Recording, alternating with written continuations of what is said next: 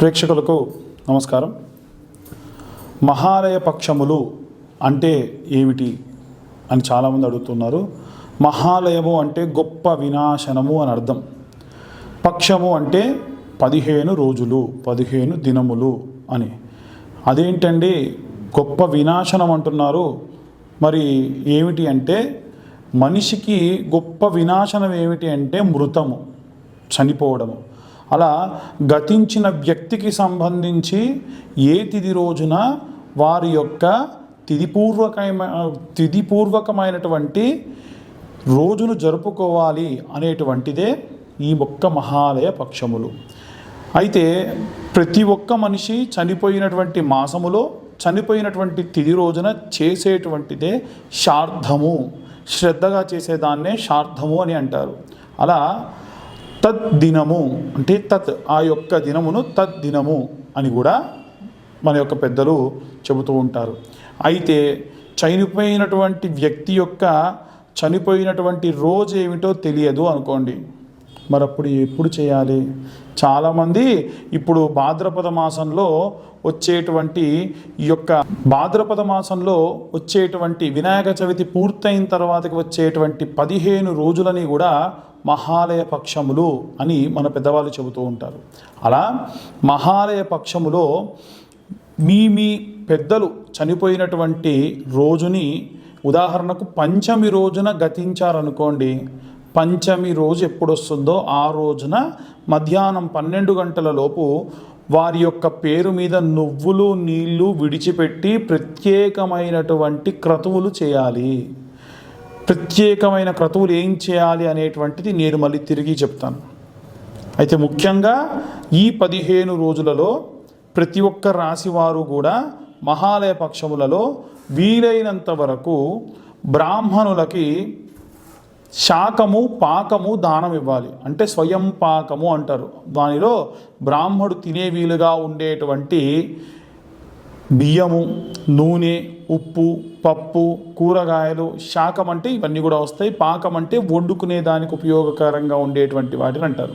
ఇలా ఈ యొక్క మహాలయ పక్షంలో బ్రాహ్మణులకు దానం ఇచ్చి మీరు మీ యొక్క పెద్దలు జరిగిపోయినటువంటి దినమును ఆ దినములలో షష్ఠి అయితే షష్ఠి రోజున, పంచమి అయితే పంచమి రోజున జరుపుకోవడం శ్రేష్టము. అవన్నీ కుదరని పక్షంలో మాకెప్పుడో తెలియని వాళ్ళు అమావాస్య రోజున చేసుకుంటూ ఉన్నారు. మహాలయ అమావాస్య అంటారు. దాన్ని పితృపక్షం అంటారు, మహాలయ పక్షం అంటారు. కానీ మహాలయ పక్షంలో వచ్చేటువంటి అమావాస్య అత్యంత శ్రేష్టము. ఎందుకంటే అమావాస్య అంటేనే పూర్ణ తిథి.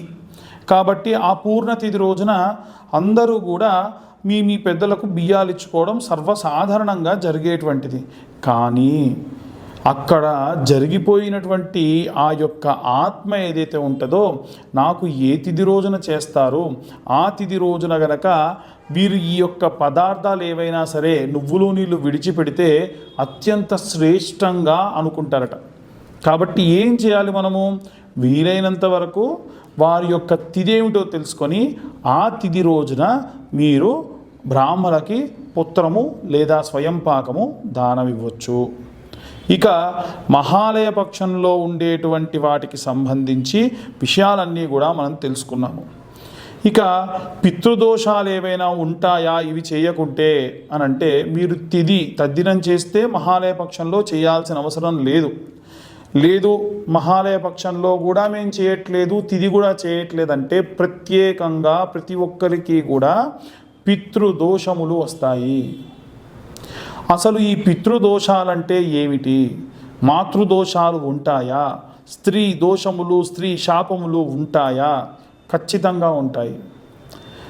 ముఖ్యంగా మనం మొట్టమొదటిసారిగా పితృదోషాలంటే ఏమిటో చెప్పుకుందాము. పితృదోషాలనంటే ఇప్పుడు మీ నాన్నగారు వారి నాన్నగారికి లేదా వాళ్ళ తాతగారికి ఎటువంటి తిథులు చేయలేదు, నువ్వులు నీళ్ళు విడిచిపెట్టలేదు, ఏముందిలే అనుకునే వాళ్ళు కొంతమంది ఉంటారు. కొంతమంది ప్రత్యేకంగా ఏంటంటే బర్త్డే జరుపుకున్నట్టుగా డేట్ల ప్రకారంగా చేస్తూ ఉంటారు. అది మహాదోషం. మీరు అసలు చేయకున్నా ఏం కదా, కానీ ఎవరో దినం రోజున మీరు చేసిన దాంతో సమానం. 2 మూడవది ఏమిటి అని అంటే, చెయ్యకపోతే ఏమవుతుంది అంటే వంశాభివృద్ధి ఉండదు. మీకు కొడుకులు పుడతారు కానీ వారికి పిల్లలు పుట్టరు. లేదా పుట్టేవారందరూ కూడా ఆడపిల్లలే పుడతారు. ఏమైందండి, ఆడపిల్లలు మాత్రం పిల్లలు కాదా, వాళ్ళు మా వంశం కాదా అనుకునే వాళ్ళు ఉంటారు. తప్పండి, ఆడపిల్లలు అందరూ కూడా మంచిదే. కానీ వారి యొక్క గోత్రము పేరును ముందుకు తీసుకెళ్లేవాడు మాత్రం ఉండడు అని నా ఉద్దేశం. ఆడపిల్లలు పుట్టాలి, మగపిల్లలు పుట్టాలి. అయితే ఇక్కడ ప్రత్యేకంగా చెప్పేటువంటిది ఏమిటంటే, మరి మగపిల్లలు పుట్టలేదు, అసలు ఆడపిల్లలు కూడా పుట్టకుండా చాలామంది ఇబ్బంది పడుతూ బాధపడుతూ అసలు పిల్లలే లేకుండా ఇబ్బంది పడుతూ ఉంటారు. పితృదోషాల్లో మొదటి కారణం ఇది. రెండవ కారణం ఏమిటంటే, వంశంలో ఉన్నవారిలో ఒక మనవడో మనవరాలో మంచివారు అనుకుంటామండి. కనీసం వారి తండ్రి చేయట్లేదు, నా మనవడన్నా నా కార్యక్రమాలు చేస్తాడేమో అని ఎదురు చూస్తుందంట ఆ ప్రేతం అక్కడ ఆత్మగా మారి. వారు కూడా చేయకపోతే ప్రత్యేకంగా వారిని గుర్తు చేసే విధంగా యాక్సిడెంట్లు జరగడం కానీ, ఏవైనా దెబ్బలు తగలడం కానీ చేస్తూ ఉంటారు. ఇది మన దగ్గరే కాదండి, టర్కిష్కి సంబంధించినటువంటి ప్రాంతాల్లో కూడా ఆ చనిపోయినటువంటి రోజును వారు ప్రత్యేకంగా జరుపుకుంటారు. వేరే వేరే పాశ్చాత్య దేశాల్లోనే వారిని స్మరిస్తూ ఎంతో కొంత చేస్తారు. మనది సనాతన ధార్మిక ధర్మం అండి. ఇంత సనాతన ధర్మం, వేరేవన్నీ మతములు, మనవి మతం కాదు, మనది ధర్మం. ఖచ్చితంగా పాటించవలసినటువంటి నియమములు ఇవన్నీ కూడా. కాబట్టి పితృదోషాలున్న వాళ్ళు ఇప్పటికైనా మహాలయ పక్షాల్లో నువ్వులు నీళ్ళు విడిచిపెట్టండి, మీ పెద్దలకు తర్పణాలు చెయ్యండి. ఇంకొకటి ఏమిటంటే, నారాయణ బలి పితృదోషాలకు సంబంధించి ప్రత్యేకంగా చేసేటువంటి శాంతి, అవి ఎక్కడ పడితే అక్కడ చెయ్యరు, చేయకూడదు. ఎక్కడ చేస్తారండి, గోకర్ణంలో చేస్తారు, అలాగే నాసిక్లో చేస్తారు, త్రయంబకేశ్వర్లో చేస్తారు, పళని కుక్కీ లాంటి ప్రదేశాల్లో కూడా ఈ మధ్య చేస్తున్నారని తెలిసింది.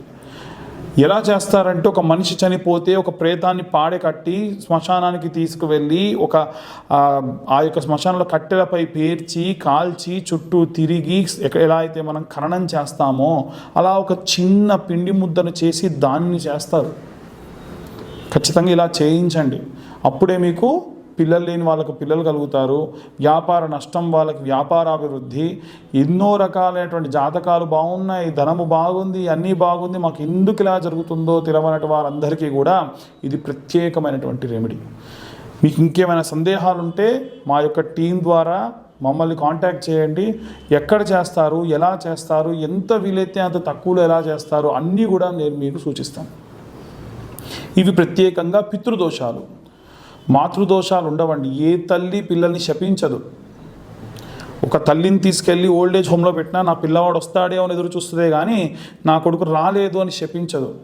బాధపడుతుంది, నా జాలి లేదా, అయ్యో ఎందుకు నా కొడుకు ఇలా చేశాడే, నేను నా మనవాళ్ళతో ఆడుకుంటే బాగుండు, నా మనవరాలతో ఆడుకుంటే బాగుండు అని బాధపడుతూ చనిపోతారు చూసారా, వారికి ఖచ్చితంగా స్త్రీ శాపము మాతృశాపంగా తగులుతుంది. కాబట్టి దయచేసి కన్న తల్లిని తండ్రిని తీసుకువెళ్ళి ఎక్కడో మీ చిన్నప్పుడు మిమ్మల్ని హాస్టల్లో పడేసినట్టు వాళ్ళని ఎక్కడో పడేసి రాకండి. వీలైతే మీరు మీ చేతులతో మీ కళ్ళతో వారిని జాగ్రత్తగా చూసుకోండి. రోజు వాళ్ళ పాదాలను స్పృశించండి. దానివల్ల ప్రత్యేకంగా స్త్రీ శాపములు కానీ మాతృశాపములు కానీ ఉండవు. ఇవాళ రేపు చాలామంది చేసేటువంటి స్త్రీ శాపాలు ఎలా వస్తాయంటే, మనకన్నా చిన్న వయస్కురాలు తను మీకు వరసకు మరదలో కోడలు అవ్వడము, లేదా మీ క్లాస్మేట్ అవ్వడము, మీ కింద పనిచేసే వారిని ఎక్కడ పడితే అక్కడ తాకడము, చనువుగా ఉంది కదా అని చేయడం, వారు మీ ముందు మీకు గౌరవం ఇచ్చి ఏమీ చేయలేక నవ్వుతూ ఉండొచ్చుగాక మనసులో మిమ్మల్ని శపిస్తారు. కాబట్టి ఆడవారిని ఎలా పడితే అలా ఒక ఆట బొమ్మలా అనుకొని ఎలా పడితే అలా మాట్లాడి, తన దుస్తుల గురించి మాట్లాడి, తన యొక్క అవయవాల గురించి మాట్లాడి ఇక్కడ పడితే అక్కడ తాకడము, అసలు వారి పర్మిషన్ లేకుండా వారికి సెకండ్లు కూడా ఇవ్వకూడదు. అలా చేసి ఏ స్త్రీ అయినా సరే మనసులో మిమ్మల్ని శపిస్తుందో దూషిస్తుందో, పొరపాటు అయిందమ్మా క్షమించన్న కనీసం ఒక మాట కూడా చెప్పకుండా ఏమవుతుందిలే ఈ యొక్క తుచ్చ స్త్రీ అని ఎవరైతే భావిస్తారో వారికి ఖచ్చితంగా స్త్రీ శాపం లభిస్తుంది. ఏం చేయాలండి, అలా పొరపాటున తెలవక మేము ఏమైనా చేశాము క్షమించమని చెప్పలేదు అంటే ఏం చేయాలి అని అంటే, ఈ యొక్క మహాలయ పక్షాల తర్వాతకు వచ్చేటువంటి అమ్మవారి నవరాత్రులు ఉంటాయి కదా, 9 సంవత్సరాల పాటు మగవారందరూ కూడా ఈ 9 రోజులు కాళ్ళకు చెప్పులు లేకుండా అమ్మవారి దీక్షను పూని అమ్మవారి కండువా మెడలో వేసుకొని ఒకటే పూట భోజనం చేసి 2 పూటలు అమ్మవారికి నివేదన చేసిన పదార్థం తిని నేలపై పడుకోండి. ఇలా చేస్తే మీరు పొరపాటున తెలవక చేసిన దోషములు అమ్మవారు తీసేస్తారు. ఇవి ప్రత్యేకంగా స్త్రీ శాపములుగా మనం అభివర్ణిస్తూ ఉండొచ్చు. ఇంకా ఉన్నాయి, నేను మీకు కొద్దిపాటి మాత్రమే చెప్పాను, దానికి రెమెడీ మాత్రమే చెప్పాను. ఇంకా ఎన్నో రకాలైనటువంటి స్త్రీ శాపాలు ఉంటాయి. మనం ఈ యొక్క సామాజిక మాధ్యమం ద్వారా విపులంగా చెప్పలేం కనుక నా పరిధి మేరకు నేను మీ అందరికి కూడా విశ్లేషణ చేయడం జరిగింది. ప్రేక్షకులందరికీ కూడా వినాయక చవితి శుభాకాంక్షలు. అలాగే మహాలయ పక్షంలో కూడా అందరూ కూడా చెప్పిన విధంగా పితృదోషాలు పోగొట్టుకుంటారని, మాతృదోషాలు కానీ స్త్రీ దోషములు కానీ రాకుండా చూసుకుంటారని అనుకుంటున్నాను. తదుపరి ధనుస్సు రాశి వారు ఈ యొక్క మహాలయ పక్షంలో పాటించవలసినటువంటి నియమ నిబంధనల గురించి తెలుసుకుందాం. ధనుస్సు రాశిలో మూలా నక్షత్రము, పూర్వాషాఢ నక్షత్రము, ఉత్తరాషాఢ నక్షత్ర జాతకులు ఈ 3 నక్షత్రాల వారు కూడా ఈ యొక్క రాశిలో ఉన్నారు. ఈ యొక్క 3 రాశుల వారు కూడా చేయవలసినటువంటి ప్రత్యేకమైనటువంటి నియమ నిబంధనలు ఏమిటంటే, తిలతర్పణము చేయడం అనేటువంటిది సర్వసాధారణం, అన్ని రాశుల వారికి చెబుతూనే ఉన్నాము. బ్రాహ్మణులకి స్వయంపాక దానం చేయడం కూడా చెబుతూ ఉన్నాము. ఆ తర్వాతకి చేయవలసినటువంటి నియమ నిబంధనలు ఏమిటంటే, ఎవరైనా సరే బీద పిల్లలు ఉన్నారనుకోండి, వారికి పుస్తకములు కానీ పెన్నులు కానీ చదువుకునేటువంటి రాసుకునేటువంటి వస్తువులను దానం చేయండి. గవర్నమెంట్ స్కూల్ పిల్లలు ఉన్నారు, మీ ఇంట్లో పనిచేసే వాళ్ళ యొక్క పిల్లలు ఉన్నారు, డబ్బులు ఇవ్వకండి. మీ పిల్లలకు చదువుకోవడానికి ఏం కావాలమ్మా, లంచ్ బాక్స్ లేదు పిల్లలకి, ఉదాహరణకు లంచ్ బాక్స్ కొనియండి. ఏదైనా సరే మంచి పుస్తకం కొనియండి, పలక కొనియండి. చిన్నపిల్లలు అక్షరాభ్యాసం అవుతుంటే బీద వాళ్ళ పిల్లలకి బల్పాలు కొనియండి. ఇలాంటివి చేయడం వల్ల ధనుస్సు రాశి వారు గురుతత్వమైనటువంటి రాశి వారు, వారికి వారి పిల్లలకి గురువు పుత్రపీడోపశాంతయే, పిల్లలకు సంబంధించి మళ్ళీ పితృదేవతలకు సంబంధించినటువంటి దోషములు పోగొట్టేటువంటి రాశులలో కీలక పాత్ర పోషించేటువంటి రాశి ధనుస్సు రాశి. ఈ యొక్క ధనుస్సు రాశి వారు ప్రత్యేకంగా చేయవలసినటువంటి దానం ఏమిటి అని అంటే, శనగలని సువర్ణవర్ణంతో కూడినటువంటి వస్త్రములో ఉంచి మీరు దానం చేయవచ్చు బ్రాహ్మలకి. లేదండి దగ్గరలో బ్రాహ్మణులు ఎవరైనా సరే దానం చేయాలంటే మళ్ళీ దాంట్లో ఎంతో కొంత దక్షిణ పెట్టాలి. కేజీంబావు శనగలు ఖచ్చితంగా గుర్తుంచుకోండి. అప్పుడు ఏం చేయండి అంటే, శనగలని కొంచెం అంతా పప్పుగా చేసి లేదా శనగలైనా సరే నానబెట్టి గోవులకు దానం ఇవ్వండి, గోవులకు దానాగా ఇవ్వండి. దానివల్ల ప్రత్యేకమైనటువంటి పుత్ర సంబంధితమైనటువంటి పితృ సంబంధితమైనటువంటి దోషములు పోతాయి. ఇంకా మీరు ఏదైనా సరే మంత్రం చెప్పాలి అనుకుంటే, గురు అరిష్టేతు సంప్రాప్తే గురు పూజాంచకారయేత్ గురుధ్యాన్నం ప్రవక్ష్యామి పుత్రపీడోపశాంతయే అనే మంత్రం చెబుతూ మీరు ఆ యొక్క నానబెట్టిన శనగల్ని దానం ఇవ్వండి. మళ్ళీ చెప్తున్నాను, గురు అరిష్టేతు సంప్రాప్తే గురు పూజాంచకారయేత్ గురుధ్యాన్నం ప్రవక్ష్యామి పుత్రపీడోపశాంతయే. అలాగే వీలైతే మీ గురువుల పాదాలకు నమస్కారం చేయండి. గురువారం నాడు మీరు ఈ యొక్క పనిని చేయవలసినటువంటిది. అలా ప్రత్యేకంగా ఈ యొక్క ధనుస్సు రాశి వారు పాటించవలసినటువంటి నియమ నిబంధనలు. అలాగే ఈ యొక్క మహాలయ పక్షములో మీరు కనుక గోవు దగ్గరికి వెళ్తే గో ప్రదక్షిణ కూడా చేయండి. అన్ని రాశుల వారు చేయొచ్చు. అలా ఈ యొక్క ధనుస్సు రాశి వారు ప్రత్యేకంగా చేయవలసినటువంటి నియమ నిబంధనల గురించి చెప్పుకోవడం జరిగింది. కాబట్టి ఈ రాశివారు విశేషంగా వీలైనంత వరకు నేను చెప్పినట్టుగా పుస్తకములు కానీ పెన్నులు కానీ లేదా లంచ్ బాక్సులు కానీ బ్యాగులు కానీ కాస్త బీదవారికి దానం చేయండి. దానివల్ల ప్రత్యేకమైనటువంటి ప్రతిఫలాన్ని పొందండి. దానివల్ల ఇంకా మేము ఏం చేయగలము అనంటే, దత్తాత్రేయ స్వామి దేవాలయంలో గురువారం నాడున వెళ్ళి శ్రీపాదవల్లభ దిగంబర అనేటువంటి మంత్రంని మీరు పఠనం చేయండి. దిగంబర దిగంబర శ్రీపాదవల్లభ దిగంబర దిగంబర దిగంబర శ్రీపాదవల్లభ దిగంబర అన్న మంత్రాన్ని 108 మార్లు, కుదరని పక్షంలో ఈ 15 రోజుల్లోనైనా సరే 108 సంఖ్య పూర్తి చేయండి.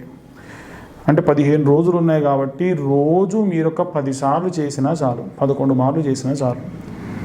ఈ మంత్రోచ్చారణ చేసి దత్తాత్రేయ స్వామికి నమస్కరించుకున్న, మీకు తెలియక చేసినటువంటి ఎన్నో పితృదోషముల వల్ల వచ్చేటువంటి దోషములు పోగొట్టి అనుకూల పరిస్థితులు కలిగించేటువంటి వాడు ఈ పక్షము మహాలయ పక్షం అయిన తర్వాతకి ఆశ్వీజ మాసంలో కానీ కార్తీక మాసంలో కానీ వీలైతే దత్తాత్రేయ స్వామి వారి యొక్క క్షేత్రమైనటువంటి గానగాపురం వెళ్ళి స్వామివారి శ్రీపాదవల్లభ స్వామి వారి యొక్క పాదములను స్పృశించి లేదా దర్శించి రండి.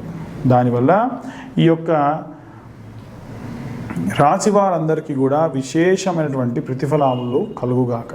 అలా ఈ యొక్క ధనుసు రాశి వారందరూ కూడా పాటించవలసినటువంటి మహాలయ పక్షంలో పాటించవలసినటువంటి నియమ నిబంధనలు. స్వస్తి. జై శ్రీరామ్.